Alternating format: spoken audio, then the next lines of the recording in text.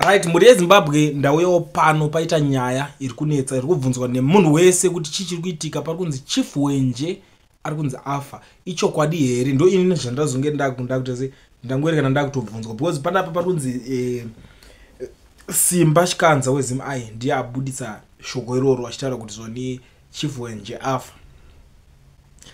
Inini ndatozvionawo time zvatobuda I think zvazvitoni kana angachoti kana 1 second achitobuditsa achitongobuditsa semunhu anogara ari online nguva zhinji.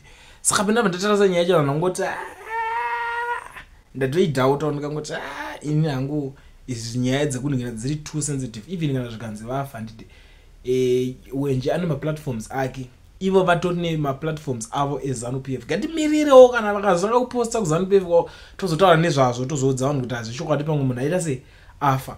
Pasina nguva ndaona boom niki mangwana akutobudikira achitaura kuti Hwenje haana kufa ariko iuyu ndinari kunyeba Zim ai ndikati pamwe since ava vari tingati propaganda machine pamwe zvichida anogona kunge ane something chaari kuda kuti chanenge achitira kuprotect. Ndikuona time tafadzwa mugwadi akutobuda achitaura kuti uri kunyeba information yakadai so iri dangerous. Anyway vari kukusuwa zvavo background kwako ikoko kwauri kugara ikoko ndobva ndaziva kuti mahwani amanaka. Nyaya dzerufu hadzisi nyaya dzekutamba nadzo. Vanhu vakawanda vachitonditi inini why usinobudisa nyaya yacho because a lot of people vanoita even mafellow YouTubers haufa nyaya ningirikini uriona sei nyaya yaHwenje haufa nyaya yaHwenje. Guys, Hwenje haana kufa ndochokwadi chiripo.